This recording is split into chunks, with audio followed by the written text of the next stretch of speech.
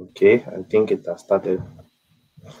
Hello, guys, and you're welcome to the Journey of a Ninja Boy. My name is Pascal Oke, or you can call me Pascali, as you already know. If you are new here, you are very, very welcome to my program. And if you are an existing subscriber to my program, I say thank you very much. If you're new, please click on the subscribe button to subscribe to my channel. Share this video with your friends. I'm doing helpful videos on how to come to Canada as a student and also how to immigrate to Canada. And today, I have a special guest with me, and we'll be talking about immigrating to Canada as a skilled worker. So, which is something that is different that I've not really dived into. But then, because I've been able to collaborate with this friend of mine, with this lady, she is a very, very informative person. She has a lot of information. She has a YouTube channel that she's helping people on how to immigrate to Canada, and everything that she's doing there is really, really impeccable. She's giving you insight on how to come to Canada, on how to live a very good life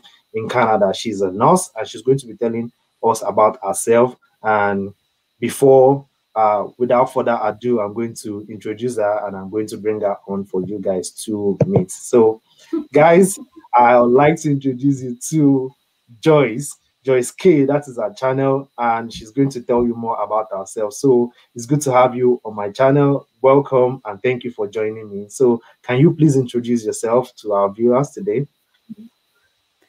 Thank you so much, Pascal, the Journey of Ninja Boy, for hosting me here on your channel. It's an honor. I truly, truly appreciate. And thank you so much, all the viewers, for taking your time to watch this video. My name is Joyce K, and I'm a nurse. I live in Canada, but originally I'm from Kenya. I come from Kenya. So I also have a YouTube channel, as he said. It is called by my names, Joyce K Nurse Canada. So you're welcome to go and subscribe and also watch my videos. So the reason why we are here is to give you more information on how you can come to Canada, and I'm sure Pascal is going to direct me on how he would like me to to flow. Okay, so thank you very much for joining me again. Like she said, please go to our YouTube channel and subscribe. You'll see helpful videos that can really, really help you if you're trying to immigrate to Canada. So we're going to make it like a very simple conversation. I'm going to ask you questions that I feel like my viewers have always been asking me, and they want to know about too as well. And believe me, this is like the best time to even have you on my channel, because I've just spoken about the temporary residence to permanent residency, and there's a particular program that is still void that people need to fill now, which is the conversion of the healthcare worker to the permanent residence worker. So first, I'm going to start by saying you are from Kenya, and while you were in Kenya, you were a nurse, right? Well, yes. Can you give us a background of yourself while you were in Kenya, what you were doing before you came to Canada? Okay, so originally I'm from Kenya. I am trained in Kenya, and in Kenya I did my nursing in Kenya. So I was a registered nurse in Kenya. They're called Kenya Registered Community Health Nurses. Okay. And I also have a degree in health systems management, also from Kenya. So when I was coming here, that time it was even before the express entry had begun, because express entry started in 2015 January. So I had come here before that time. There used to be another method that was called, it was like a general method. So they were actually accepting skilled immigrants, and that is how I came to Canada. So yeah, so when I'm in Canada now, at the moment, I'm doing my master's in public health. Okay, I'm just pursuing my career, but it has been a good journey, not without challenges, but I'm going to give details. Yeah. Okay, so being a nurse in Kenya, and you decided that you were going to come to Canada. Can you tell us why you decided that it was time for you to come to Canada? Is it just because you feel like I need more opportunity, or I just need to leave Kenya at this point in time? Why did you decide that you were going to come to Canada? Okay, first of all, there is always the bug. You know, when that bug strikes you of wanting to immigrate, nothing can stop you. It's just like a woman when she wants a baby. If your if your uterus wants a baby, nothing can stop that. So when you start thinking of immigrating, nothing can stop you from immigrating, no matter what. So that is what struck me, and I started the journey. It was a long journey because it took me 5 years from the time I started the application to the time I landed in Canada. But mine was a unique case. I believe there were delays. The main delay was because of finances, not because of finances. My bank statement had a problem. So when I sent my bank statement here, there was a problem. And then the way they used to communicate to us, I used an agency to come to Canada. So I came through an agency, and I have done a video on how the process was with the agency. You don't have to use an agency, but myself, I used an agency, and there was delay. So between communication between the government of Canada and the agency and us, there was a delay. Otherwise, other friends of mine who were coming around the same time, they came. Some came within 1 year, others came in 2 years, 3 years. Nobody stayed for 5 years. My case was different. So why I decided to come, it is because I wanted greener pastures as anybody else. Canada, we all know there are greener pastures. I wanted a better life for my kids. And I started the journey, and I came here. But after I came here and I stayed for 1 year, I thought, I don't know whether this is the platform. But I went back home. Let me tell you, Pascal, I went back home. I said, this, no, I cannot tolerate it anymore. I went back home, stayed in Kenya for 2 years. But let me tell you, when I was coming back again here, nobody told me to come back. Because, you know, when you stay here and you go and compare this life with what is in Kenya, you keep saying, no, I cannot do this. So I packed my bags again. I came back to Canada. That is the advantage of coming here as an immigrant, as a legal immigrant. You can always switch between the two countries. And just go back and forth and say, yes, I was able to stay home for 2 years, and I came back. Yeah.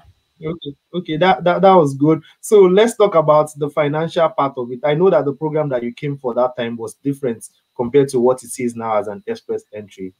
Were you required to have a certain amount of money too before you can qualify for the program then? And there's always funds. If you would compare the money that you need then to what is being required now, what would you say the difference are? There's not much difference because, you know, right now they require proof of funds, and that money needs to be in your account or in your spouse's account. So it's for one person is around 1,000. It's around 10,000. About 10,000. It's around 10. It's 12,000 actually. It's 12,000 for one person, and then for two people it's 16,000. If you have a child like that. So even our time, it was around that time. But remember, I used an agency that I paid around 5,000. Oh, okay. So yeah, so it was a lot of money those days. It was a lot, and it's still the same amount. But you know, nowadays, if you have a job offer, you are not required to prove funds. So nice. Yeah, it is different. Now it is flexible. Okay, good then. So the first time that you came to Canada, were you able to secure a job as a nursing person, as a nurse, or what did you do that time, even before the snow chased you away, the winter chased you away? No, it was not easy. I was not able to secure a job because that program that we were using to come to Canada, there was no guarantee that you are going to have a job, even though they are giving you papers or permanent resident to come and work in Canada. Yeah. For my career, remember my career is regulated. It's one of the careers that are regulated in Canada. That means you need a license before you start practicing as a nurse.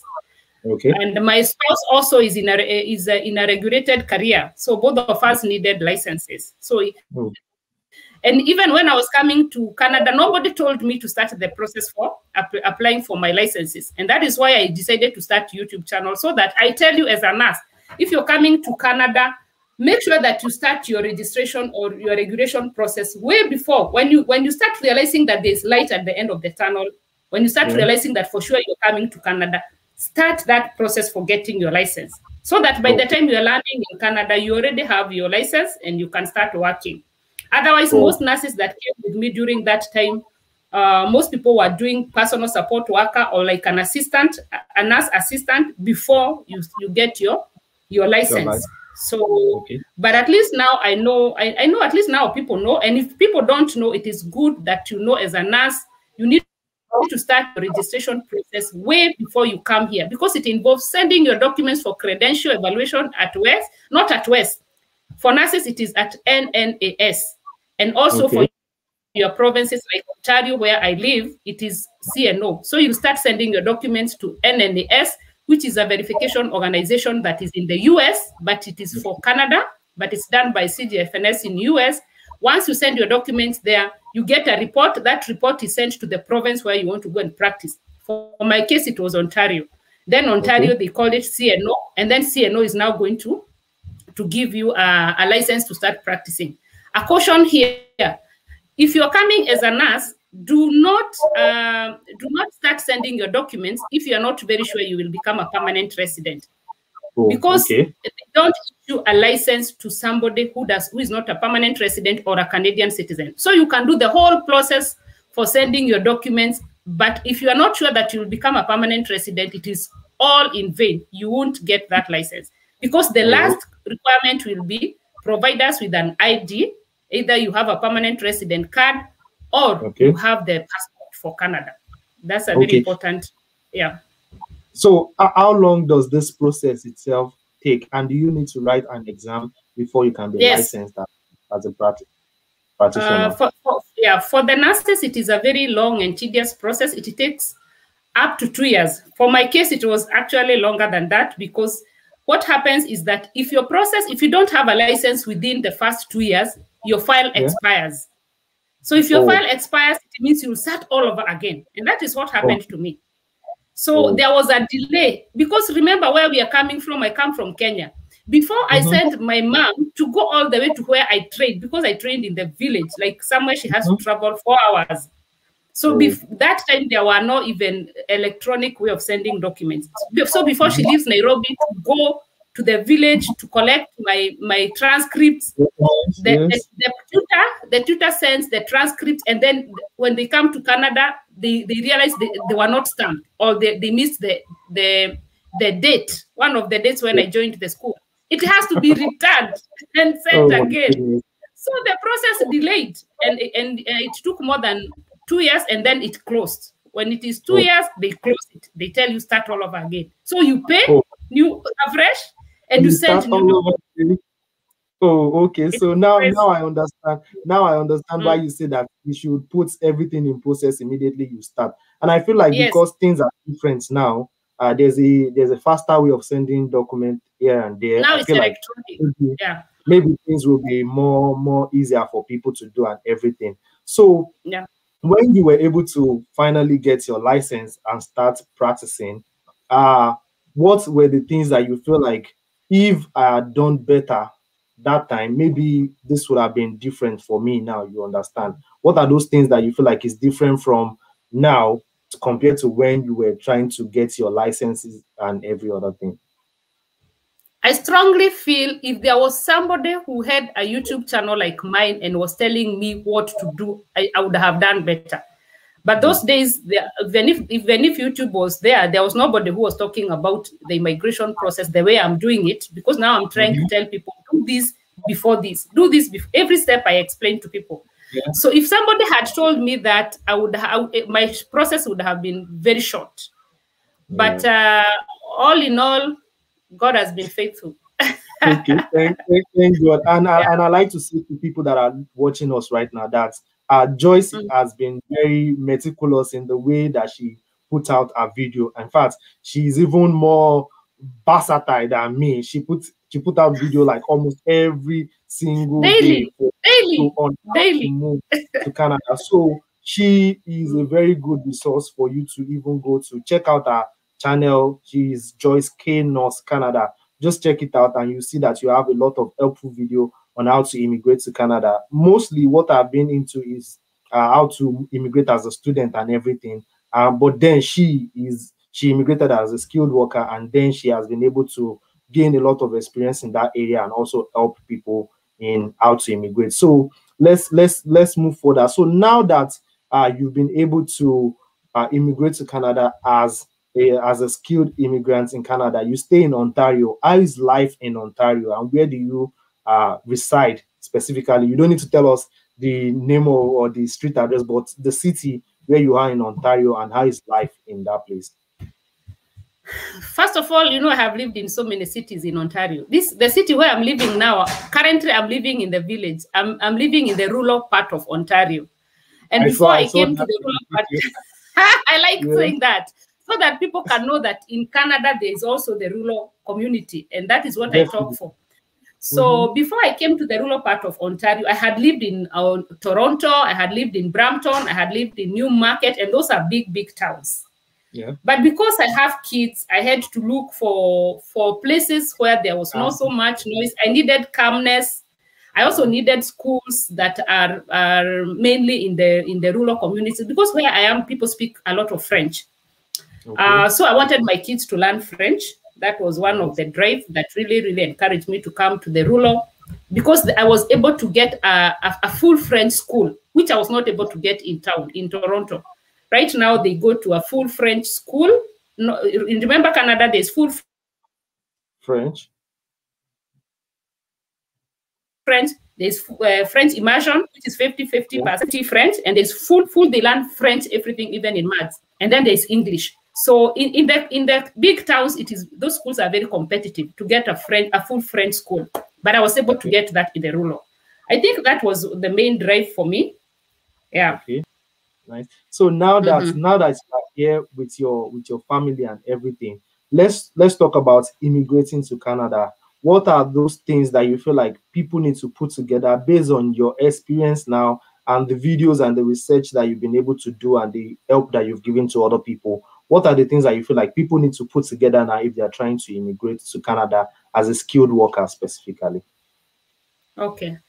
I'll actually try to give several pathways that I know that you can use to come to Canada. And the main one that everybody knows is the express entry. But most people don't know how the express entry works, because there are so many bloggers and all of them talk things that sometimes they can confuse you. But not that I'm campaigning for myself, but I understand this process so well. And I try to slice it into a form that you can easily absorb. So the express entry is divided into 3 ways. The first one is the skilled immigrants, is the one that I used to come. That one, you need at least a degree. You need at least a degree to acquire the points that they need you to get. The other one is the trades. The trades is the one that they just need you to have secondary education, but on top of that, you have skills. Like a trailer driver, a truck driver, has qualifications for secondary education, but those skills of driving that truck, nobody else can do it apart from that one who has got those skills. Plumber, those are skills. It can be a Form 4 leaver, but they have those skills. Electrician, those ones are called trades. And then there is also the third one, which is called Canadian experience. Canadian experience, one of them is like somebody who came as an international student. Then they get a postgraduate work permit. They work and accumulate work experience, and now they can apply to Canada experience. And also Canada experience, you can find yourself in Canada as a visitor, and then you apply for work permit. And then after you get your work permit, you accumulate maybe a year of experience. And then you have a channel of applying for PR. So that is mainly express entry, how it works. But for you to go through express entry, it is done in a way that it is like points. And this is how it works. The whole world is looking into coming to Canada. So what happens is that the federal government or the government of Canada has got a pool. This pool is where everybody sends their application to come to Canada. So when everybody sends the application to that pool, there are factors that are considered for you to be accepted into express entry. They look at your age. They want people between 21 years to 45 years. When you're in that age gap, you get the full points. If you're older than that or younger than that, you still apply, but you won't have as many points as somebody who is between 21 to 45 years old. The other one is your education level. The more you're educated, the more the points. Somebody who has got a PhD is going to earn more points than somebody who has a diploma. The other one is years of experience. How many years have you been working? If you have over 2 years work experience, you have more points. Then you have more points if this experience has been in Canada. It adds you more points than somebody who is outside Canada. But it does not limit you. Even if you're outside Canada, you can still apply. But somebody who has experience in Canada earns more points than you who is outside Canada. So all these points, there are 6 of them. They also look at your admissibility, all those things. So when they look at all these things, you're supposed to attain at least 470 points for you to go through express entry. 470 points out of the possible 1,200. So what happens is that most people are not able to get this 470. It is a lot because there is also assessment for your English proficiency or French, depending with where you're coming from. So most people are not able to acquire the 470 points. So what the government does or did is that they invited the provinces. Remember, Canada does not have states like the US. Canada has got provinces, 13 provinces. Quebec does its own thing. So let's say 12 provinces. These provinces, they are told by the government, come to this pool and pick people from this pool and go and give them jobs. There are codes which are called NOC codes. According to your NOC code is a skill that is in demand in the provinces. So if Ontario has got demand for IT people or healthcare people, they have particular codes. I have done that video on NOC code. So they go to the pool and pick healthcare workers and IT workers. They go and nominate them in the provinces. Also, within the provinces, there are smaller communities that are also participating in this program. Like where I live in Ontario, there are 5 communities that are participating. In New Brunswick, in British Columbia, there are also all those small communities. So, and there's also another one called Atlantic Immigration Pilot. There are so many of them. So what happens is that if a province or a community nominates you to go and work in their community or in their province, it gives you 600 points. So if it gives you 600 points and maybe in the express entry you had attained 300, you see now you're able to qualify the 470 and above. Yeah. So that is what happens. So in case you do your CRS calculation on your express entry and you realize that you don't get these 470 points, what you're supposed to do is that you're supposed now to go to the communities or to the provinces and start from there now. The advantage of applying for provincial nominations is that within the provincial nominations, they require you to have a job offer. But within the website of that province, they have a job bank. And that is why I encourage people to go and apply for jobs. Don't apply for jobs in the Indeed because you can always get scammed. But within the provinces or within the small communities, they have websites that are managed by that community or by that province.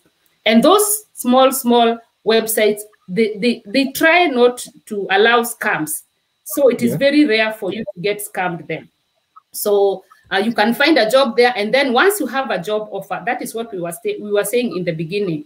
When a community or a province gives you a job offer, then that one allows you not to provide funds, to prove funds when you're coming. You will not be required to prove funds because, of course, they know when you come to Canada, there's a job waiting for you. So the advantage of coming through a job offer is that I have done videos for many jobs. Every time I find a job for foreigners, I try to post it. Like I have done one for truck drivers.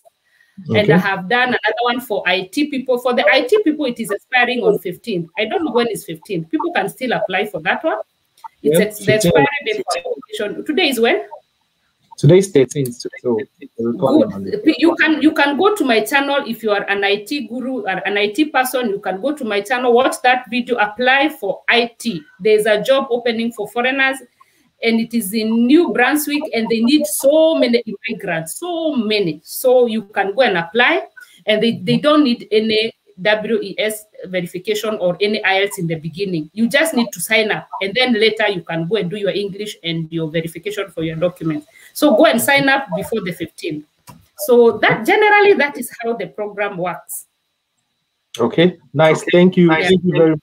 This is like a full-fledged information that you have just given to us, and the fact that people don't know that once you apply at the federal level and you don't get enough points to be in the pool or to be given an invitation to apply, you can always go back to the province. You Yes. can always go to lower communities to go and earn more points.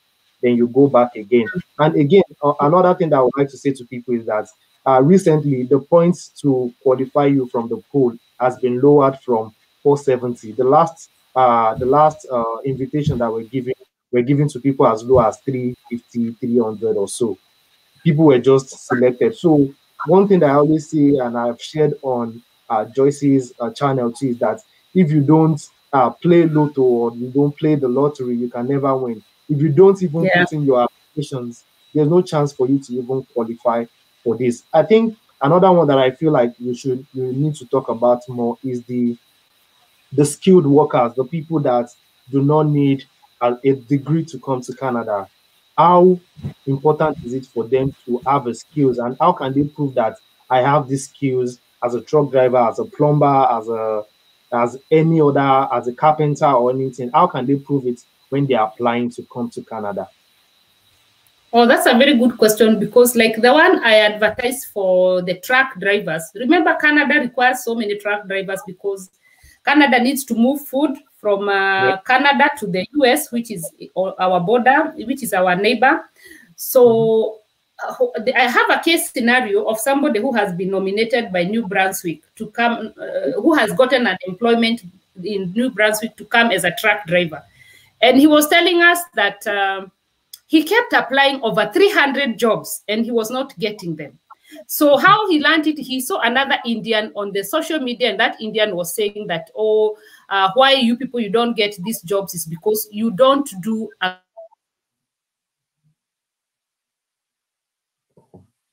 video and demonstrate how you can drive. He just took a video and he was doing those reverse. He was disconnecting and connecting the head and the body. You know those skills that for a truck you need them. He took a short video and he attached it to his CV. That's how he got the job. Oh, so you must. So some of these things, unless you hear from who have, So you must do a video showing that you have these skills of how you are doing it. Yes. So show some. Because there's no other way they can assess you. You can lie. Yeah. But now, if there's a serious employer and you have showed him a video when you're reversing, how you're making those turns, those corners, and you know, for the truck drivers, there's so much. I learned that there's so much that you need to learn for the truck drivers. So that is a way that you can do to excite your employer, to build, attraction or connection. If you show them a short video, don't do a very long one, just a few minutes and send. That is the way they are going to see for sure you are serious. So for trades, it is how experienced you are. Yeah.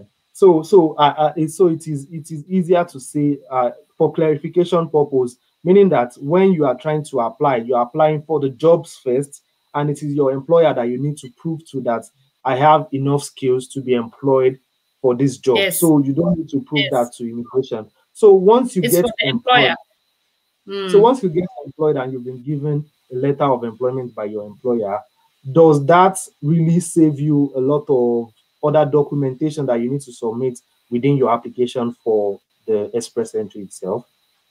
Yes, of course. Now, once you get a job offer, the purpose of getting a job offer is to get the points. Because if you have a job offer, of course, that one gives you so many points. Otherwise, it is not all the programs that require a job offer. But when you have a job offer, it adds you points. So that when you have these points, now it will be very easy for you to go through express entry. And you will come here with your family through express entry, your children. And the advantage of coming here under express entry is that when you come here, somebody who is a permanent resident is considered the same way as a Canadian. All the benefits of a Canadian, the person who is a permanent resident enjoys. The only difference is that you don't have a passport like them. And then when you live in Canada for accumulated 3 years, then you can apply for citizenship. For citizenship, right? Citizenship. Okay. That's really good to know and really enlightening. So for people that are considering like the options that you have, that I don't know what made you decide that you want your kids to go to French only schools and everything. For people that are coming with their families, what is the advantage to choosing a French-only school or an immersion school? Or or can I just start by asking you, why did you decide that it is a French-only school that I want my kids to go to? And what is the advantage that you see from them going to a French-only school? First of all, Canada is a bilingual country. Canada speaks French and English. We know Quebec, it is full French. But when you're in Canada and you can speak both French and English and you're applying for a job, either as a receptionist, either as whatever you're applying for, the person who can speak both languages has more chances.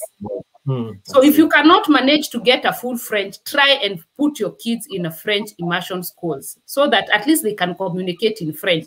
I mean, I always keep asking my friends, why did I come all the way from Canada to Kenya and then have my kids get so fluent in English? English is spoken in Kenya. So what else am I getting from this Canada if my kids cannot learn an extra language? And you know, for the kids to learn an extra language is very easy. For me, I'm not able to learn French even now. They can gossip me in French. You know, because I'm an adult, I'm a grown-up. I'm struggling to learn that French. And I have to. But for the kids, it was so fast, so fast. Now I hear them communicating among themselves in French, and I am jealous because myself I cannot. And we all know that, you know, I worked in the UN before I came to Canada. And I used to see that people who have got an extra language, you know, UN official languages is English, French, and Spanish. People who have got those languages, Spanish and English and French, they used to stand very high opportunities. Even if you have qualified higher than them, and somebody comes and say they can speak fluent French, they get the job. So that one also motivated me to fix my kids in a French school, not just for Canada. I want my kids to be international. They can work anywhere. They don't have to work in Canada. So, and because now we're in Canada, well, how else can I benefit if I don't fix them in such schools? Okay, okay, that's a very good one. Believe me, this is like so super good for me too, because I have run away from a lot of French class as an adult. I can't. I just can't cope. You know, it's not easy. It's not easy when you are old. You just run. But for the kids, it's easy. For the children, it's so easy for them to do. And as an adult, what will you say is the advantage of coming to Canada from your own perspective? And before advantages are so many. Do you know I did a video for advantages and there were 60 advantages of coming to Canada. I did a video this week. 60. Can you imagine 60 advantages? But I'll try to talk of the main reasons why you need to come to Canada, because I know there are people who are watching this video and they are doing very well in Kenya, they are doing very well in Nigeria, they are doing very well in Africa or in any other countries. I know you have so many people watching from all over the world. But I always, especially, let me start with the parents. I always like throwing this question to the parents. You are a parent, you're in Kenya, you're doing very well, you have a good job, you have kids. But tomorrow for Kenya is not guaranteed for these kids. It's not guaranteed. Kenya is only guaranteed for those people who are in positions like politics, those big positions, so that when your kid graduates in masters, you're very sure that you're going to hold their hand and fix them somewhere. But for anybody else, even if you have money, you may not be able to fix your kid in those very good jobs. Somebody in Kenya, so many people, like on my email is flooded with people who have got masters and PhD, and they're telling me, Joyce, get me a job for a nanny. Do you know how painful it is for somebody who has a master's to tell me, Joyce, get me a job of a nanny in Canada? What does that tell you? That people are so educated back home, but there are no jobs. But let me tell you, bring your child to Canada, and that child is not an academic giant. Don't force them to get masters, but just get that one skill or that one talent that your child has. Like my son is very talented with anything technical like computers. I don't have to push him to do masters. I just need to fix him where his skills fit. People here in Canada have just done plumber. Plumber, a course for 6 months. And a plumber owns a house in Canada, a home. They buy trucks. They drive very good cars. Can you tell me what a plumber back home is going to own? Even a bicycle? I know, right? Because where I currently am now, because I've been moving up and about Canada too as well. Like for a plumber here, a plumber is probably getting like $60 per hour to even work for exactly. you. So and that is not getting that. Yes, so this and I feel like things that are really easier to do in Canada here, back home it's like a very difficult things. We see them as like very shitty work to do. Plumbing, Yes, very lucrative job. Carpentry is a very good money making job. I've seen someone that is into pool making and is driving very nice car, living in good houses and everything. So these are the opportunities that are there and everything. So, but then specifically as a nurse, you as a practitioner or in nursing, what do you see as a challenge for someone that is trying to come from Africa or from any part of the world to Canada to come and get into the nursing job itself? What are the challenges that you feel like are available now? And then we'll now move to how can we overcome that challenges as a nursing person in Canada? First of all, let me give you two other advantages of coming to Canada before I talk about nursing. The other advantages is that in Africa, we know most schools, especially good schools, private schools, international schools, they're very expensive. Yes. So you're earning so much money in Kenya, but because you need your child to go to an international school, you don't have any savings. All the money goes to pay for school fees of your kids. Somebody who has got 4 kids in Kenya does not have any savings. All the money goes to school. When they get to universities, it is even worse. But here in Canada, we know that primary school or elementary school and high school, it is free, and you can decide to take them either to a Catholic school or a government school, and they're going to study for free. If a Canadian child is here in Canada, for them to go to a university, I mean, you can compare the school fees that they pay compared to an international student. It's like 4 times less, 4 times less. And for my children, we start paying them IRRSP when they are very young, and the government gives you like 1,000 for each kid. Then on top of that, now keep adding money every year or every month. So that child, by the time he's going to university, it won't be a struggle for me. So that is another advantage. The other advantage is that, of course, there is security in Canada. Like I always tell people, I leave my house unlocked, and I don't mind. Even a whole night, I can forget to lock my door, and it is safe. Back home, when I was entering my home like 2 times, I was hijacked by thieves, and they took phones and laptops 2 times. And my home had a big fence for all cement, a big wall, you know, and a gate. But there are still thieves. Insecurity is a lot back home. And now it is worse because of COVID, joblessness. So in Canada, there's security, and there is, of course, there is always homesick, because it can never be like home. Let me tell you the truth. It can never be like home. But you always look at the positive side, and then you flow with life. Who knows about tomorrow? So about nursing, I would say what we lack compared to what Canada has. This is a very sensitive question, because I can tell you that I am more experienced than a nurse who is trained in Canada. Can I tell you the reason why? The reason is because back home, it is because we are hands-on. In Canada, nurses are not hands-on. They are theoretically very good, but they are not hands-on.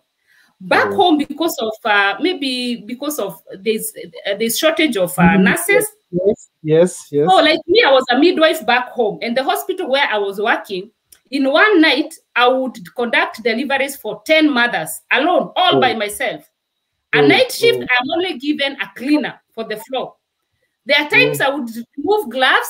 When I get one baby out of that mother, I put that baby aside, I change the gloves, I go to another baby, 3 babies at the same time, because you cannot control. It's nature. The kid has to come, the baby has to come out. And I'm only by myself and a cleaner. So I remove the baby, I tell the mother, I tell the cleaner, go and dress the baby. So you can imagine, and sometimes you're going to encounter complications. So crazy complications in the ward, and you are all by yourself. The hospital where I was working, there was no theater, and we didn't have an ambulance. So if you get a mother who is having PPH, which is over bleeding, I am all by myself. So I learned so much. I can manage any case in the midwife department, in the labor department. And as a midwife who is in Canada cannot do that. Mm-hmm. However, when we come here, you find that if I want to become a midwife, they want me to go back to school because of standards. Because they know that we don't have those standards. But let me tell you, it is what it is. And you know, they say when you go to Rome, you behave like Romans. Yes. So we are able to slowly go through it. Yeah. Okay. That's really, this is really enlightening though. And another thing that I find baffling, and for people that are watching that are in healthcare, because I have a friend too, who is also a medical doctor, and she's been trying as much as possible to do her exams and get ready and do everything. So why you are trying to get your license and achieve that status as a practitioner in Canada, what are the jobs that you need to apply for that will prepare you for that main job that you are really looking for itself? Yeah, there are so many exams. So when your report is done by NNAS and it is sent to the CNO for the provinces, so the provinces are going to tell you the gaps that were found on your report. So they are going to say maybe in your education does not meet Canadian education, or they are going to tell you your experience does not meet Canadian experience, and now they are going to tell you to go back to school. One of the options is that they can tell you go back to school and do a bridging program. It is done in York University. In Ontario, it is done at York University. It is a one-year program, and it's going to bridge all those gaps for you. The other option they can tell you is that they can tell you go and challenge an exam called OSCE. OSCE is an exam that is for practicals. They tell you this is a practical exam. Go and challenge this exam so that you tell us that you qualify, you have enough experience, because OSCE is an exam whereby they put like it's like practicals. They tell you to go into, they arrange 10 rooms in a row. You go to room 1, you find a patient who is diabetic. Room 2, hypertensive. Room 3, a patient who has a fracture. You go giving health talk to them, explain the condition. That is the OSCE exam, just to show that you know you have experience. So the other way is that you do the NCLEX exam. NCLEX is for everybody. It's a theory exam that is done by Canadian nurses and US nurses. In case you're watching me from the US and you have done NCLEX, you can use the same NCLEX to work in Canada. So that one is a theory exam, is a 2-hour exam that you challenge, and then when you pass, they can give you now the RN license. Okay, that's really good. That's super good anyway. So now that you have gained a lot of knowledge as a nurse and as an immigration expert in Canada, what is that one advice that you are going to give to somebody that is watching right now, and say to them that if you're planning to come to Canada, do not give up no matter whatever you're facing now? What is that thing that you need to say to them that is going to encourage them the more and make them have a sense of purpose for trying to immigrate or come to Canada itself? Oh, first of all, let us touch on international student. I know that is your area. When you're coming to Canada as an international student, you have an advantage compared to somebody who's going to study in the US, in Australia, in UK. The advantage of coming to study in Canada is that after you finish your studies, you have postgraduate work permit, and then you can gain Canada experience. And then after you gain Canada experience, you can slowly apply to get your PR. That one does not happen in the US, because what happens in the US, people remain as international students for over 20 years, because they realize after they release this study permit, the government has no other way of accepting them into becoming green card holders or citizens. So people are always students, so that they get the 20 hours to work in a week. Whereas in Canada, we know that the government has got so many programs that you can apply after you graduate, and then you can become of course, a permanent resident. I have taught those programs on my channel. So your question was why what is the advice that you give to them? I say to them that this is the reason why you should come. Because see, people are practically losing hope because of the process. Some people just feel like it is so difficult to do. Some people are financially challenged too as well, and feel like, do I need a lot of money? And I feel like we've spoken about how you can even cross the hurdle of the money part if you can get a job first. Do you understand? Like, you can get a job and then apply through provincial nomination. Then you don't have to have a lot of money to prove that you will need fund when you get to Canada. Then you can apply for the express entry itself. So if somebody is in Kenya now, is in any part of Africa right now, and saying that, okay, I want to come to Canada, but then I don't even know how to go about it. I don't even feel like this is the path for me. What will you say to that person right now? First of all, there's nothing easy in this life. Immigration application is not something that you're going to start today and come tomorrow. The easiest way to come to Canada is to come as a visitor. Before it was 2 weeks, now it is 40 days. And even applications to come as a visitor is not guaranteed. And even when you come here as a visitor, you don't know what next. So whichever way that you decide to come to Canada, it is hard work. First of all, you need determination. I always tell people back home, I keep telling them that immigration in Canada, if you have money, the process can tend to be smooth. These plots that you have, this land that you have, if you can be able to cut part of that and sell, then your process is going to be very easy. If you're very sure that when you sell that piece of land, you do the process for coming to Canada and you finally come to Canada, when you come here and work, you will buy that plot. And you may not even need to go back to Nigeria. Why would you need to go back to Nigeria and Canada is a good? You'll just be going for vacation and build your life, buy a house here, a home here. So it is determination. It is hard work. But in case you find yourself in Canada as a visitor, look for a way to remain. Apply for a work permit. You never know your luck. Don't just pack your things and go back home blindly. Go online. First of all, find an employer. If you find an employer, go online, apply for a work permit. You never know. You're going to get that work permit, and then it's going to help you when you get experience. Like I did a program for the home care workers. If you work for 24 months or 2 years, you are guaranteed you're going to have your permanent resident. Lower yourself. When you come to Canada, do any job that is available that is going to help you get your permanent resident. Go to somebody's house, work for them for 2 years, get your permanent resident, and this program allows you to bring your family along. Also for the international students, you can come with your spouse, and you can also come with your family. I mean, try something. Don't just give up. There's no chance for giving up.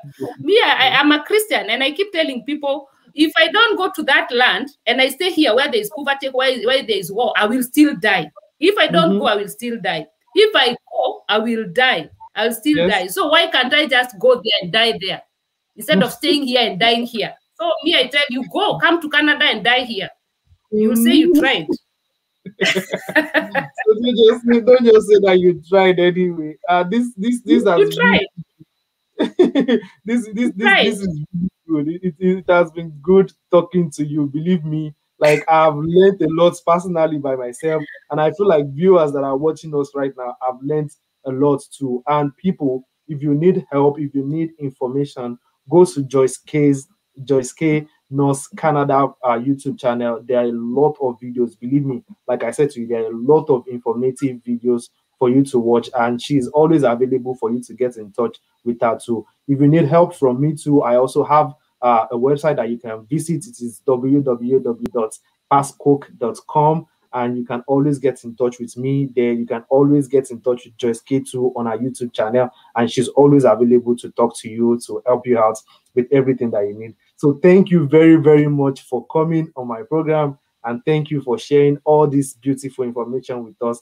I hope that when we need to talk again, or when people have questions again, we'll be able to collaborate and talk on things too. So thank you. Yeah, before I leave Pascal, I know majority of your people are watching you from Nigeria, right? Yeah. Majority of your people are in Nigeria. You know why I live? There are so many Nigerians. They are becoming more than the whites. Oh. So if you're in Nigeria, call those people who are in Canada and find out how they came. And then they are going to help you as a community. Try to come to the rural communities. That is where majority of Kenyans, majority of Nigerians are, and we are going to help you together. Thank you so much for hosting me. I truly appreciate. You're welcome. Thank you very much for coming.